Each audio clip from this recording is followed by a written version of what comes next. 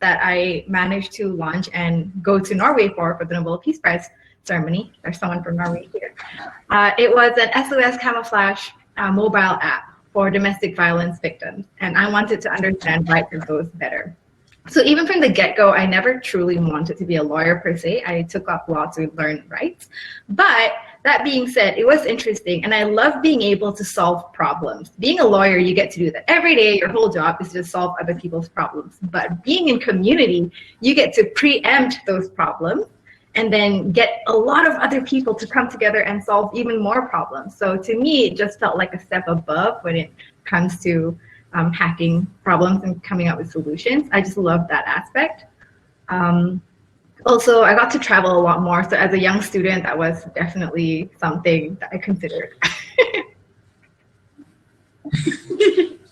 That is one of the reason I'm part of many communities. Like I traveled to Malaysia last year for a community program. So yeah, you get to travel a lot. Yeah, exactly. I do. Yeah. So could you please throw a bit light on the Malaysian startup ecosystem? Yeah, for sure. Also, everybody in the audience, if you have any questions at any time, just pop it in the chat and we're happy to kind of keep it rolling, I suppose. We have a Q&A session after, right? But if you're curious about something, you can pop the question in. The startup scene in Malaysia, I have been a part of it for some time now. I think it really started budding during the .com boom. We have a lot of entrepreneurs that made it from that time who have launched big companies from their websites. And now we're probably in the second or third generation of startups. I would say that there's a lot of resources here. People are very keen, and it is thriving in a way where we're lucky geographically to be in a location that not only hosts a melting pot of cultures, which means if you'd like to test products, this is the best place for you to be in. For a local audience, you've got different languages that people speak here and all that. So in that sense, we've got a huge startup culture happening for A/B testing and user testing and product development. However, I do still think that it is a bit nascent. I feel like we could do better when it comes to resources or having a myriad of VCs being here. But at the same time, I do believe that we're still learning and we're in the progress of coming up with better, more innovative startups. You've got some pretty kick-ass startups existing here. It's just not there yet when it comes to volume. Yeah. So like how is the government support on this? Like in India, we have startup programs running by the government. So how is the scenario in Malaysia? Yeah, our government's been really supportive, actually. We've had a few changes in government quite recently, but in the past few years, we've had many corporations like MDEC, Magic, that are really supportive towards building the startup ecosystem. And they have multiple programs, not only focusing on making sure we've got harder talents like software developers being turned out, but also pushing more co-working spaces and other community builders to lead and innovate with more programs addressing very different problems, different tiers of economic development, and even different social groups, right? So that's been really good by the government. Of course, with COVID, everything has slowed down, and that's, I think, expensive. Yeah. But again, the government is just like a small part or player or feeder of a community like ecosystem. So like how has it? So yeah, we have someone from Paris joining here. Oh, I know that person. Hi, Din Long. So how has the COVID affected the growth? It has affected. So has people stopped innovating? Obviously. You know what? On the contrary, I think people are forced to innovate, right? I believe that innovation comes from either inspiration or desperation. And to be honest, in Malaysia, we're kind of a bit comfortable, so we don't have enough of both. But COVID is pushing us to have a little bit of both right now. Although that being said, there are some industries that are booming in Malaysia. We've got Top Glove. They produce rubber, obviously. That's incredible in terms of their performance. But also people who are in, for example, F&B, FMCG, like it's a 50-50, right? And there are some industries that are doing really well, some that really need more help. Okay. So just I have this question from a long time. It has never been answered yet. So what is the difference between an ecosystem and a community? Oh, okay. So a community is basically a group of people who are united from something like, I don't know, towards something that is like either a common experience or a unique experience or something that they like to bond over. So for example, chess community, fintech community, the health industry, like, you know, something very specific. An ecosystem, think about it, you know, when you learn science in school, and a community is probably a community of ants, and then the ecosystem is the whole nature ecosystem around it. So for example, for us, there's a startup community, there's investors, and then there are startup founders, right? That's a community within itself. And then you've got like a few community builders, and they may or may not be part of the startup community, but they could also be other communities. And then that starts building into other ecosystem, right? So the whole ecosystem will then comprise of universities, government, SMEs, the startup community itself, and then along with any other vertical related communities. So that's, the ecosystem is the larger framework of it all. Yeah. There's a question from Yashwardhan. He asks, as a recent high school graduate, I'm often told that it's too early for me to think of a startup. So does age really matters in this scenario? Now, Farah would be the best person to answer in this case, I guess. That's a really good question. I think age never matters. It's more about how much you're willing to put in the work, but also know your boundaries, right? The benefit you have as being part of the youth is that you're always so excited, you're bright-eyed, and you have all this energy because you're not jaded yet. And you're excited to do so many things, and you're like, I don't care what it takes, I'm just gonna do it. And that's what's great about that. However, sometimes you do need a little bit of experience to make sure you can push through. For example, the first startup that I built, that I got to go to Norway for, it failed in the end because I didn't have enough experience and I didn't know how to drive it forward. I learned from it. I'm not ashamed of that failure. And I don't regret any of the time I spent on it. I worked on it for 3 full years. And I took time off from school. But I would say what you should do, instead of toying whether, oh, should I do entrepreneurship, should I not, start attending programs that allow you to experience it a little bit more, like hackathons, even Startup Weekend and things like that. That's where you get to experience what it's really like to be an entrepreneur. And then you can decide, do I want to dabble in this a little bit or not? Because different people have different priorities. It's really something you should discuss, especially with your 5 closest friends, because they would probably know you best if you're unsure. Yeah. So there is one more question from Yaki. She asks, what are the ways to get connected with startup communities within the ecosystem? That's a really good question. One of the best ways would be Discourse, which is what we're doing right now. And so instead of Alap having a conversation with me, he could invite some folks from the government, some folks from SMEs, and maybe have a panel, right? It sounds very simple and like, oh, what's the point? Panels are boring. But it's probably doing more for them than it is for you, because you have to remember, when you talk about ecosystem players, most ecosystem players are not network builders. Unlike community builders, most communities are built by people who have a network that is their net worth, if that makes sense. That means they know so many people, you have conversations that are outside of work already, and everything that you need to get done gets done fast. However, when you talk about universities, governments, corporations, these are all hierarchical kind of organizations. And that means for anything to get done, you need education to happen top down. Everybody needs to understand so that everybody can approve what needs to be done. So when you want to connect startup communities with other parts of the ecosystem, you need to first have a conversation so everybody is on the same level. Because your startup community people are like, yeah, I know what's going on. There's a difference, small businesses versus high growth startups. There's a difference between, for example, circular economy versus regular businesses. But is there really? And people in corporate, or people who are corporates or governments, they don't sometimes really understand the nuances and the differences, or even the challenges that you're facing.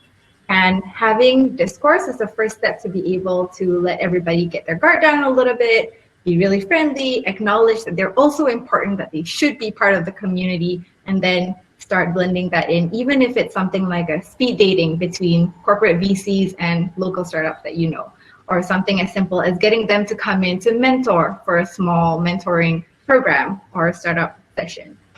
So those are very few ways you can engage them. Guys, just a suggestion from my side. Please divert all the questions in the Q&A section so I don't miss any. Yes, one question. Ahmedabad, yeah. So we have communities already established in Ahmedabad. So how do we build like new communities? How do we get in touch with people, and like how do we find like-minded people? How do we find them? How do we build communities? How do you build communities? How do you find people to be part of your community? Yeah.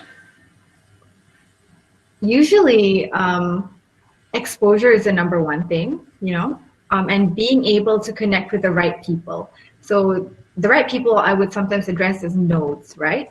So for example, you know that within your personal network, there are maybe 2 investors that you personally know, 3 other people who are doing similar community work, maybe in a different industry or different field. Maybe it's a community within finance, maybe it's a community within art, right? Or music.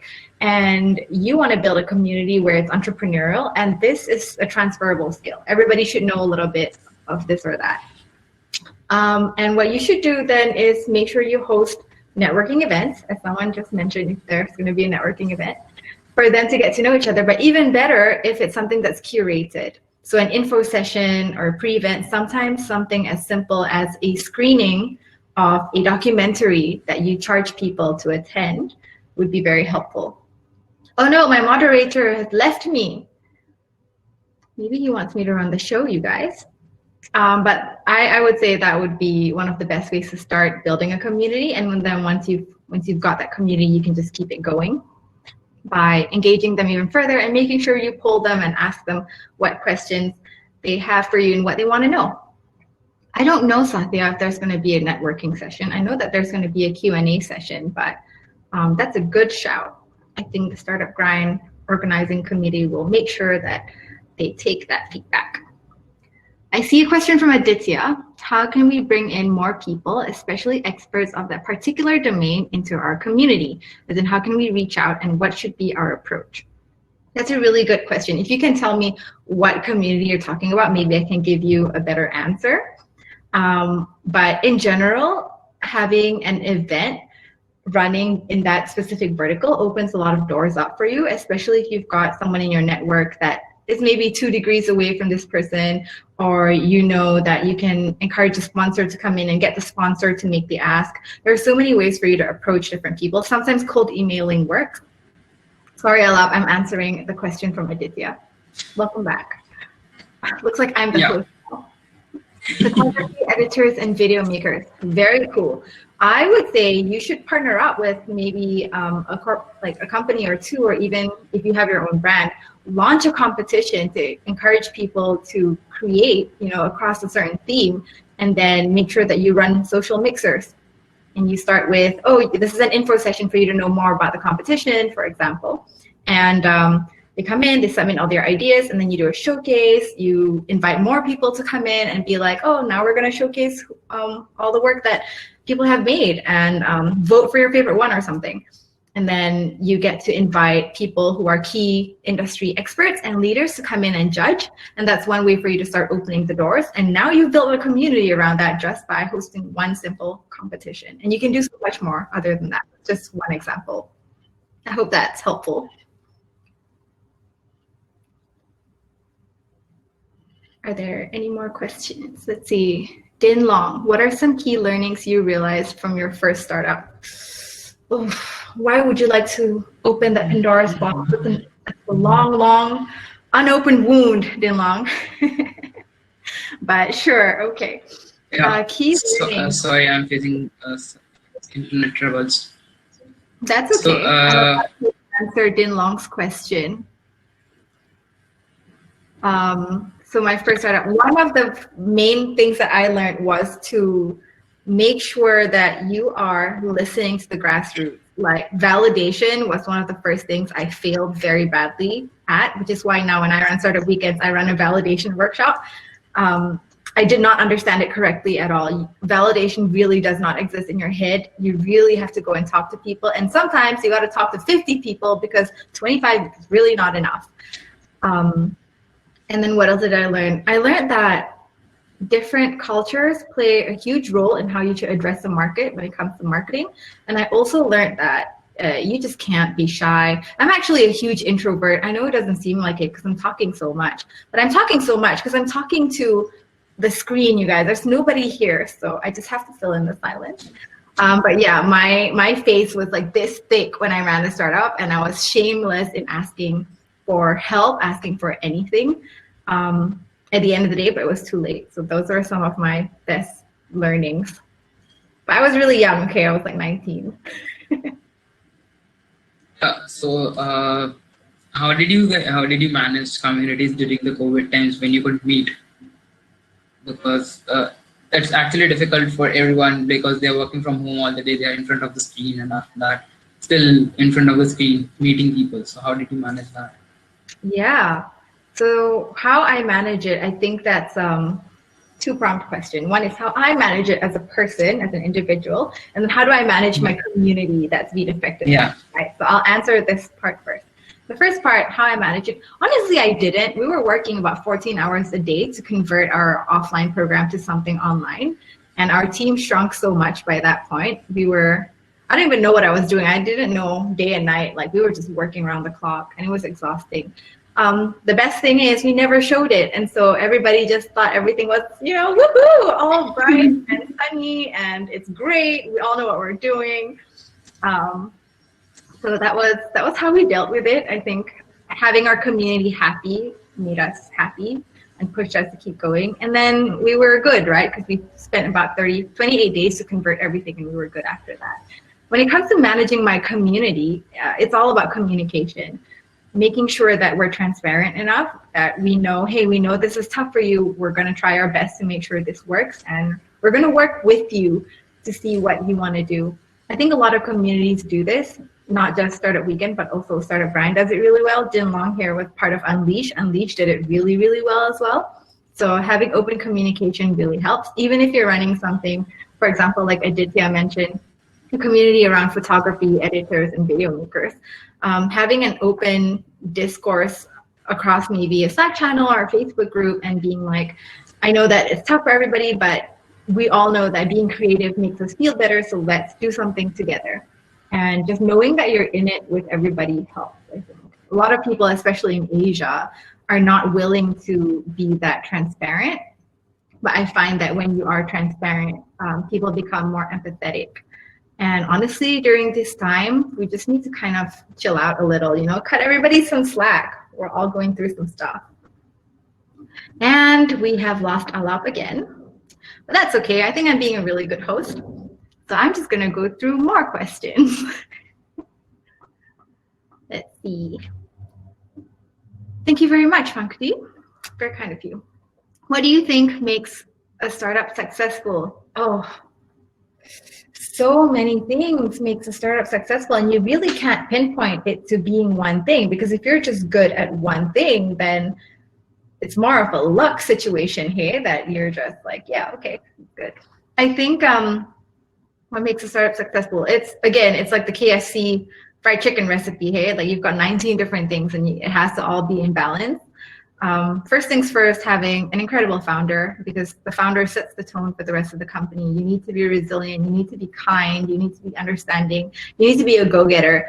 I find that a lot of our newer founders, especially who are a little bit younger, no discrimination on age though, this is just an observation, it's not a fact, but they tend to ask for more things to be spoon-fed. I think the biggest difference is once they are exposed to the startup community, there's already so many resources being built by people who have gone through the journey that now they're like, we just need more because we've already, had access to this very easily.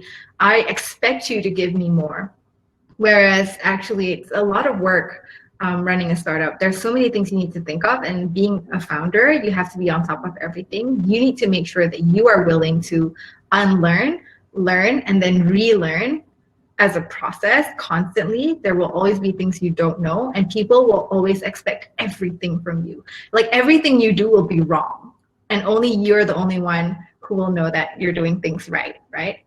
I was once facilitating Startup Weekend in China. It was the first ever female edition, Startup Weekend Women in Shanghai. And I was flown in to do it because I was 22 years old and I was a woman, and English is not my first language. Apparently, in general, like women don't speak if there are men on stage. And we were there to break that barrier. And that's already a huge barrier that nobody even thinks of, right? And there was a lady there who was really mad at me because she said, oh, this program is horrible. Mentors are telling me different things. That's not right. That's not the way to go. I read 5 books on lean startup and business model canvas. This is not how it should work. And then she expected a mentor to tell her whatever she should do every step of the way. And I said, do you think Jack Ma had an advisor, a single advisor advising him what to do every single day until he got to where he is today? He did not. He just had to use his instinct and he had to keep learning. And so did most of the other founders. So having a successful startup, really good founder, that founder needs to have really good support system, because it's actually very challenging on your mental health as well. And also, of course, the feeders of your ecosystem around you, right? You need to have people who are helpful when it comes to getting your legal services, your financial services, people who are helpful and are willing to help when you need to talk about management issues or HR issues. So just having a good community around you also helps make your startup successful. And I hate to say it, but timing matters a lot. There's so many startups that came out and then they were doing really well, but it's just not the right time. Had they waited 3 years or so, it's just timing. So as long as you're willing to learn and keep learning, I think it's good. Yeah, sorry for that. I really haven't. So yeah. Are there like any negative parts of being part of the community? Any negative parts of being part of a community? Oof, why so negative? The question. Yeah, I know that, but yeah, I got it from someone. Good question. I think nobody ever really asks about that. Of course, with everything you do, there's a yin and yang. There will always be a negative, and there's always going to be positive. The negative, I'm just going to say this based on my experience, to me, it's time. Because when you build a community, everybody says, give first, give first. Even as a founder, founders are meant to lead communities. And it's always give first and then don't think about what you're supposed to get. But sometimes give first doesn't mean give always. Sometimes it means have boundaries. If you need time out, take the time out. Explain yourself to people who you think are really important if you do need that time off, and just be like, I'm sorry, if I burn out now, there's nothing to build in the future. So in building community, sometimes it's the same. People always ask you for your free time. Just because, oh, you're a community builder? Great, here's an audience. Always asking you for your free time. So you have to be picky sometimes in choosing where you want to invest your time. Because if not, if you invest it wrongly, then you're wasting your time in learning more to impact more communities, right? That's one big thing. Other negatives, so I'm going to look at this from many different perspectives, not just as a community builder. For example, if I were a corporation or a university or an SME, sometimes I might be skeptical to be part of a community, because then I'm scared other people will start poaching my talent. People will start going, oh, this person is proactive, I want to recruit them. And yeah, that is a risk. So that might be a negative, right? To shift your perspective. As a founder, risk of being part of a community, burnout. I'm so tired. I'm always speaking at something. I'm always having to network. I'm always trying to build. I'm already building my startup. I got to build my non-existent personal life, and now I got to build communities. Excuse me. So that can be a little bit tough too. Yeah, but as long as you have good balance, it'll be fine. So yeah.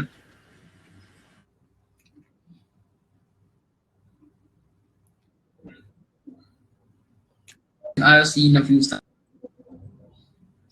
Alap, I cannot understand you. Maybe you should also type your question.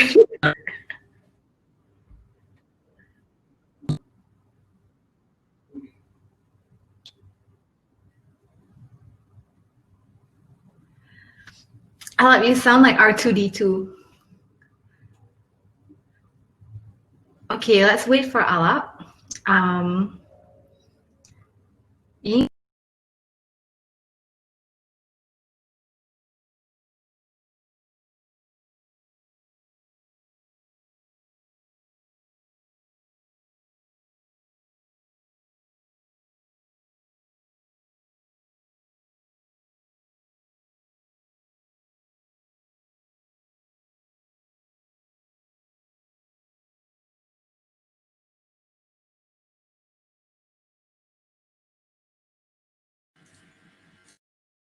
You have muted yourself.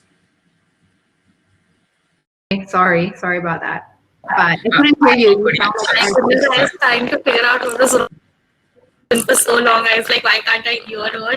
I switched off. I took off my earphones, put down my headphones, and I dealt with so many equipment in the past 1 minute, and I couldn't realize that you were on mute. If alarm drops out again, I'll take over for you. Yes. Okay, Ala, let's rewind. Yeah, I'll keep punctuating. Yeah, so we were talking about the negatives like of the community, if there are. So yeah, I have seen many startups fail because the founder is more engaged in community building and less devoted to the company. Yeah. So how do we differentiate between communities and like how do we make ourselves stronger, emerge the strongest? Like, what do I say? How do we make our community stronger?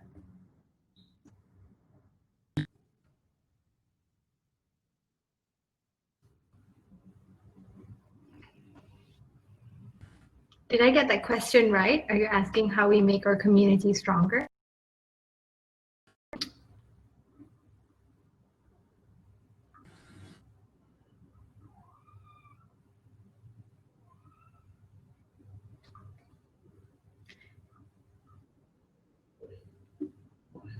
Has dropped off again. But from what I could gather from his question was that, how do we differentiate between various communities that are there out there, and how do we make ours emerge most strongest? So I think this is what he was trying to ask you. Got it.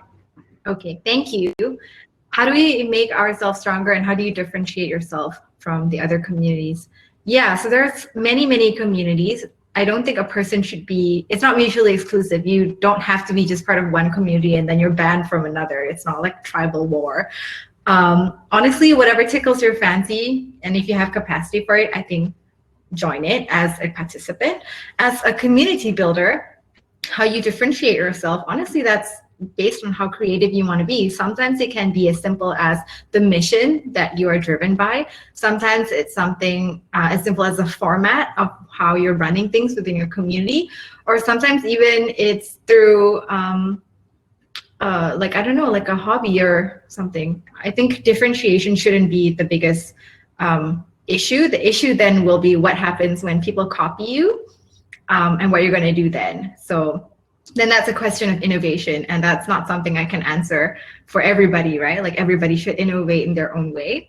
And as long as you're willing to change, you should be fine. And as long as you stay true to your values and you're honest and truthful with why you're doing what you do, people will resonate with that. If you have an agenda that is not true to the spirit of building community, it's not going to last no matter what you do, And I think that just speaks for itself. I've never seen a community builder who does it for example, for money or something, and it lasts for over a decade. And when you build communities, it's meant to last for a very long time. So making sure that your intention is right would be really good. And then how do you make it stronger? You make it stronger by making sure that, number one, that there's not a lot of ego in it. You listen to people and you reflect and you always innovate and change. And making sure that you always pass the torch on. Sometimes it's better that it's not led by you, like you just keep going and making sure that it's fresh, so that it's fresh for the community that you're serving as well. When I was muted, I'm so sorry. Thank you for pointing that out. So, like, as India is a youth nation, like we have quarter of our population in youth. So how do we channelize them, building, taking the ecosystem forward, developing the ecosystem? Sorry, can you repeat your question? So India is a youth country. Like Yeah. we have quarter of our population is youth. So how do we channelize them and build communities and develop the ecosystem? Oh, channelize the youth. Great. Honestly, I think the youth these days are incredible. They're doing so much more than what we were doing when we were their age. So the question is, how would you encourage them to think you're cool enough for them to do something about it? I think is it. I do believe that youth these days are a lot more informed. They have access to a lot more information, and they've got very strong opinions nowadays. And so just making sure that you, first of all, address universities, right? That's the first place. That's where they start learning structure and they learn what else is out there. Even if you have the capacity, like running programs in high schools would also help. There's something as simple as, this is a client of one of my friend's company. My friend runs a marketing data analytics company. I saw someone here was doing data analytics and SEO. And they sell fried chicken. And so what they did to encourage like people to come and buy from them and improve their marketing, digital marketing, was to look at the most popular online phone games in existence, because young people sometimes don't have access to the computer all the time, but they always have their phone. And so they decided, all right, there's this game that if you win, it's this winner chicken dinner. And if you screenshot that and it has time and date and whatever, you get to go to the shop and claim free chicken. They blew up within 2 days. And those are some small things that you can do with youth within your community. If it's gaming, then you can always leverage that. If it's not gaming, if it's like entrepreneurship and startup, I think youth like challenges, and making sure that you integrate some fun play and interactive learning or exposure. And also treat them like adults. That's the first thing. They don't want to hear, hey, I'm just a kid just because I'm youth. Like youth means you are an adult, like you're getting there, and you're hungry for knowledge, and they're being humble to be there, so you respect them equally. Run programs like that. There's this question from Aditya. He asks, in a community, what should I do in order to identify the interests of members? What unique purse do I need to offer in order to attract people to get more engaged with the community? So different communities would address different things, right? Similar to if you are in marketing or in consulting, you have to do kind of like a SWOT analysis, not only of your competitors, but also of the people you're serving. The demographics may differ, and this can be something as simple as age or gender, all the way to their preferences of using certain tech tools and their daily habits and their jobs. And the way you approach them would have to accommodate this. For example, when I run Startup Weekend, I know that most of our audience are either owners of co-working spaces, right? And then they then attract their own local folks, or it's a lot of youth students. And then we make sure that, for example, when we're doing our marketing, when we're doing any posting, the timing matters when we're doing that, because we're like, okay, what would they be doing at this time of day? Also, the content that we put in, we make sure that it resonates with them. We also like to do focus groups, and we'll email certain community leaders once in a while and be like, hey, would you like to have a chat with us? We're toying with certain things. We want to know what you feel about it, because we want to hear from you. And so always getting feedback from them and having conversations. Again, this is validation. So in some ways, running a community is very similar to running a startup. They're constantly validating and innovating and listening. So examples of identifying interests of your members would be pick maybe 5 people that you know, varying backgrounds, yeah, not like 5 similar strong people. Sometimes people who are not as engaged in your community, because they're the ones who want to hear from. Why are you not engaged? What do you want that I can give you? It's a low-hanging fruit that will incentivize you to come and join me. So that's what you should do to start. Just start talking, and then you'll be able to identify, and then also build partnerships. Yeah. So this question is from Kailash. He asks, what to do when our startup fails? Because if our startup fails and no one else is able to secure a job, how to prepare for the worst condition? That's a really hard thing to go through. Are you talking about when you're a founder of a startup or when you are like an employee? You're a founder of a startup. You're a founder of a startup. Yeah, that's really hard. I think first of all, being very transparent with your team and telling them throughout the process, not just when you're like, oh crap, like, you know, we failed. Like when you're getting there, be like, as soon as you know, it looks like we've got 2 months of runway left and it doesn't look like I can raise enough money to extend that runway, for example. I think being very transparent so that they have ample time to look for other jobs, and also open your network up to them, encourage them, hire whatever money you have left. If you're not returning it to your investors, if you don't need to, if you're bootstrapped, invest in coaches to help them with interviews, to help them with their resume, do speed interview programs for them so that they may be able to get another job, and basically try and sell teams, because teams always work together better, especially if they work together for a long time, to other startups that you know of. Usually other founders are very open to help out. And I think having a good founder network, again, a community of founders, would be very helpful. In Boulder, Colorado, for example, every time a startup fails, they have a special dinner and it's a wake for a startup and they celebrate it. You shouldn't be ashamed that you failed in your startup, and everybody who attends it are there to help you make sure that your team is better and you're okay too. And then usually, you know what, entrepreneurs, they fail once, they're gonna get back up again and they're gonna try other things. So it shouldn't be, yeah. So, recently I was interacting with someone and she's part of one community, and like there are two communities in the same city, and they are kind of the other one is kind of competitive. They consider themselves as a competition. So is it a good thing or a bad thing? You know what? Competition is always a good thing, especially if you're first, because that means you're doing something really well. Someone has to copy you. So competition. But for communities, I usually consider communities as working together. So that is why that's right. I never address as another community as a competitor. It's always another player in the ecosystem, and there's always enough room for everybody. There will be distinctions in the things that you do, and if you're exactly the same, then maybe address a specific audience, for example, a vertical. And if not, like, I mean, you can always figure it out, because if you stay stagnant, then you're not fresh, right? So don't worry about it. Then the question is, SMEs are backbone of Indian economy. Like we have a large number of SMEs in India, and literally people are business minded and not community minded people. So how do you bring them together?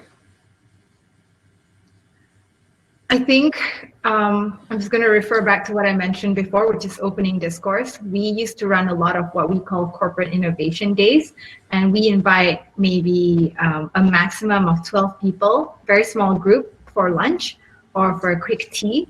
And we host a stage where we invite speakers who have done some innovative work with startups before, and basically go through that journey. What made you make that leap? How did you understand innovation? How would innovation work for an SME? Why is that different from a corporation? And why should you help startups? Like, I work hard for my money. Like, why should I spend it on either helping invest in other startups or running programs or offering up my space, offering up my employees? Like, why should I do that? So honestly, like you said, a lot of them don't have the exposure, and your job as community builders is to give them the exposure and that learning. Yeah. Okay. Like guys, if you have any questions, just put it in the Q&A section, and we'll address them right now. Till then, thank you so much. I ran out of questions. You answered them all. I think we have a lot of questions that we haven't answered in the chat. Yeah. So yeah, there is one from Yatharth. He asks, you talked about the app to avoid domestic violence. Would you throw some light on how was it function, and how did you do that? Yeah, sure. So it functioned as a news aggregator app. So it looked like it was an app that picks up on topics of your interest. For example, if I put beauty and fashion, then it's a news aggregator app that picked up all the most recent articles and details and blog posts on news and fashion for example, as a vertical. And you just get to read those articles from that app. But if you either press like a home button or a certain button for long enough, or you go to settings and you click help, it actually sends alert to your closest family members, and with some locations to the police as well, with the geotag included, so that people know where you are and you're in danger and people can come and help you. So that's really how it works. The biggest thing that caused me to fail was adoption. I didn't manage to, even though I've launched it up to the beta stage, I did not manage to adopt many enough users. And that was because I did not take into consideration a cultural social barrier, which is people are ashamed to admit that their personal life as a wife has issues. They don't want to admit that because it brings a lot of shame upon their families. Yeah. As the Asian culture, it's not something you want to say. So if you don't admit that you're a victim, you don't want solutions for a problem that you don't believe you have. And that was my biggest failure. Yeah. There is this question from Yasmin. So Yasmin is the community manager for APAC and Middle East for Startup Grind. She asked that what is the biggest challenge you had to tackle when pivoting to virtual events? Yeah, hi Yasmin. I think we've met once on a call. What was the biggest challenge I had to tackle in pivoting? Definitely, okay, so when we were pivoting our program, for example, we were trying to accommodate to the world because we run in about 120 something countries this year. It's more last year. And it was a tough challenge because platforms was the main thing. I believe that was why we called you to understand platforms in China. Another huge thing is also understanding timing and also being prepared for Zoom fatigue. We know that people are going to be exhausted, and how are we going to like battle that? Also a big challenge when we were trying to pivot was also understanding commitment from our community leaders, people who are actually on the ground, making things happen, putting things together. How much work are they able to put in? Why would they still be incentivized to do it? How much do they need help from us? And like, can we turn it into something a lot more self-serve where they can go through it in their own time and they don't have to rely on timing to be something so particular. So yeah, that was a big challenge for us because internet is always an issue. We had an event in Madagascar and we had to not use Zoom or anything because we had to use Facebook video calls instead, since that was the only platform that worked on all of the phones there. So those are the kind of problems we have to solve. There's this one from Kailash. Yes, what do you do when we already answered that. So Yasmin, I'll put Yasmin on if it's possible for her, if you want to interact with her for a few minutes. How can we organize events for the community? Whew. Let's see. Yeah, we have Yasmin. Yeah, so there is this question. In the current situation where we are doing groundwork is not possible, so how can we organize event for communities, talk to people? Yeah. So you just read the question, right? Yeah, I think I did. Just trying to pivot everything to be online as much as possible. And if not, making sure that you design something interactive. For example, we use a tool called icebreaker.video. And that's a really good platform for people to kind of have one-on-one interactions with cue cards ready. And you can basically cue a lot of good music there. So it's a bit more fun and it feels more lively as if you're not alone. There are many tools that can help you curate that experience better. But right now, I think it's a good mixed balance because some countries are already open up and you can have events and others don't. But for the ones that don't, just make sure that you know what your value is and what incentivizes them to come onto your platform. Hi, Yasmin. Hello Farah, hello Alap. Really enjoying the talk. Thank you for putting this together. I came home just to make it on time and to just jump on the call to listen. Really great. I actually have one more question I would love to ask. I mean, we are all in this together. We're doing the community work. We are connecting people, helping, supporting, especially during these crazy times. I think we also talked about this in a previous call. But what was the biggest thing you actually saw coming out of this crazy time? At Startup Grind, like taking everything to virtual events was a crazy change. Mhm. And we kind of succeeded with it, which was like amazing to have the support of the director still on the ground doing virtual events. How was that for Techstars? I would love to hear. Would you say, okay, this was one thing that went really well, even though the time was crazy and we had to like change a lot of things, and your whole model as well, like us, like being an in-person event organizer, just pivoting everything was crazy. Yeah. But it was the biggest takeaway from this crazy time. Oh, you really learn how important your team is and how having great team members matters so much. So I'm very grateful for my team. Everybody worked so hard, and you'd be surprised. Like, you never know that, oh my God, this girl was a gamer this whole time, and her knowledge and understanding how to navigate Discord is helpful right now. So it's I think a big learning is, yes, first of all, it was a success, and I'm very grateful because of our team. And the other big thing was we had to do a lot of unlearning. Everything that we knew, had to toss it in the trash can and be like, let's ground zero, start from scratch, you know? That was a really big thing.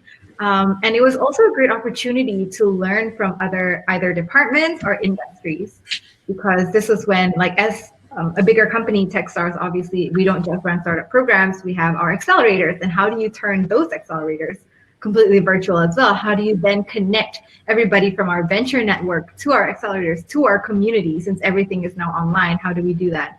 So it was a company-wide transformation, and it was really fun to go through, but also very tiring. And I think we're still in the process. I wouldn't say it's 100% success and it's done. I would say we're still working on it. Amazing. Yeah, I'm excited what else is coming up. I think we are all like working on new things and trying to engage the community in new ways, being online, and excited to see what the future will bring for all of our organizations. We were just talking about competition. I think it's like we are all family doing all the same, supporting entrepreneurs, startups, and really happy to listen to this talk and to see how we are doing things. Yeah, thank you for coming home early to come join us, Yasmin. That's so nice of you. Oh, love to talk. I'm leaving the stage. Thank you very much for having me here. And I'm going to keep listening. We have one more question from Rishita. How do you track success in community management? That's actually a really good question, Rishita. So I believe different organizations will have different metrics that they use to track success. We have a combination of numerical, kind of, like how many events can we run in a year, and what is the NPS score, for example. That's basics for events. And then later on for community, we also do a lot of interviews and test and listen to our community leaders if they're happy with our program. And if they are, then that's considered a success. If they renew, they keep coming back and keep organizing more of our programs. That's also a success for us. There's also success stories that we measure by. So stories are something very important that we harvest, and more larger tech companies focus on stories than they do numerical evidence and metrics these days, because we feel that gives the biggest impact. And there is a new book actually by Brad Felt called The Startup Community Way, and there's a whole chapter that talks about how can you measure the success of an ecosystem or a community. So I say check it out. That would be an interesting read for you to check out. But if not, I know that it's out of stock everywhere, and if you don't read ebooks, it may come a little late. There's another book that I would also recommend, and that is Startup Communities, also by Brad Felt. This is his older book, and I find this like a mini guidance almost for whenever we need some inspiration or help based on the experience he's had in building communities. Yeah, thank you so much, Farah, for everything. The best thing about virtual events is that we are having this fireside chat, or else we'll be offline and we couldn't call you. Yeah, I know, right? Yeah, so is this one more thing? Let's let someone. Yeah. Yasmin, a chapter in Australia is hosting Breadfield on 6th November in Melbourne, the Melbourne chapter. So if you want to join, anyone in the chat section, in the attendee. Thank you so much for joining us today, Farah. It was great talking to you, and Likewise. you really cleared out many of my questions, which I have had since long. Thank you so much for I'm that. glad. Uh, this is for all the attendees. We'll be having the networking session after this, so stay put. Farah, if you have time, you can join the networking sessions, or else, thank you so much. Sure thing. Thank you so much, everybody. If you'd like to know more about what we do at Techstars and Startup Weekend, Alap is an organizer. And I see that Startup Grind Melbourne is hosting Brad Felt. Please go and listen. Ask as many questions as you can because he's a man of a lot of experience. We also have Startup Weekend Melbourne coming up next week, I believe. So if you want to check that out too, that would be really cool. It's good to see Sure. all of you guys.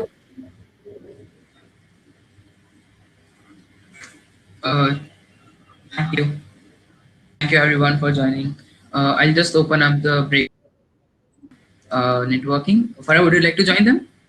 I can join for a little bit, but then I have to go after that. But sure, for 10 minutes. Sure. Thanks, guys. Hey,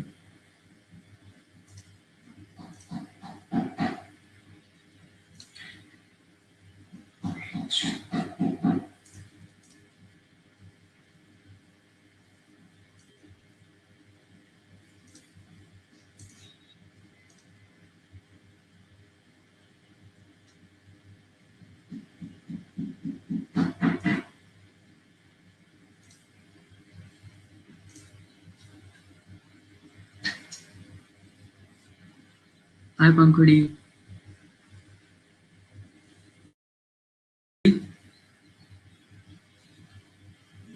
Pankudi.